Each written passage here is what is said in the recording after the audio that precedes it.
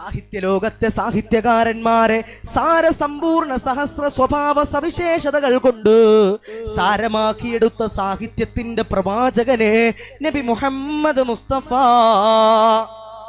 സല്ലല്ലാഹു അലൈഹി വസല്ലമ തങ്ങൾ പറയാണ്, രണ്ട് കലിമത്ത് അത് നാവ് കൊണ്ട് പറയാൻ വല്ലാത്ത എളുപ്പമാ.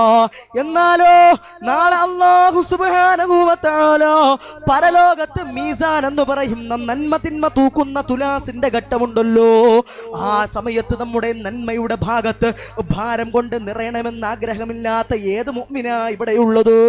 എന്നാ പഠിച്ചു വെച്ചോ പ്രിയപ്പെട്ടവര്, മഗ്‌രിബിന് മുമ്പുള്ള സമയത്ത് കേറണം, മുസല്ലയിലേക്ക് കയറിയിരിക്കണം, തസ്ബീഹ് മാല കൈകൊണ്ടെടുക്കണം, എന്നിട്ട് ചൊല്ലണം സുബ്ഹാനല്ലാഹി വബിഹംദിഹി സുബ്ഹാനല്ലാഹിൽ അളീം.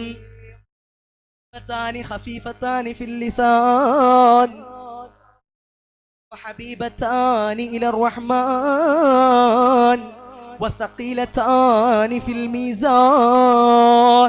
ഈ രണ്ട് കലിമത്തൊന്ന് പറയുന്നത് നമ്മുടെ നാവ് കൊണ്ട് പറയാൻ വല്ലാത്ത എളുപ്പമോ? മീസാനിന്റെ നന്മയുടെ ഭാഗത്ത് ഭാരം അധികരിപ്പിക്കാൻ എളുപ്പമോ? ആ നാമം അധികരിപ്പിക്കുക എന്നുള്ളത്, ആ ഭാരം അധികരിപ്പിക്കുക എന്നുള്ളത് വളരെ പാടുപെടേണ്ട ഒരു കാര്യമാ പ്രിയപ്പെട്ടവരെ. അതുമാത്രമല്ല, വഹബീബതാനി ഇലർ റഹ്മാൻ, അല്ലാഹു സുബ്ഹാനഹു വ തആലക്ക് ഇഷ്ടപ്പെട്ട രണ്ട് കലിമത്താണ്. അതിലൂടെ വളരെ വണ്ണമറ്റ പ്രതിഫലം അല്ലാഹു സുബ്ഹാനഹു വ തആല നമുക്ക് തരുമ്പോ അത് വേണ്ടെന്ന് വെക്കല്ലേ ഉമ്മ. എന്താ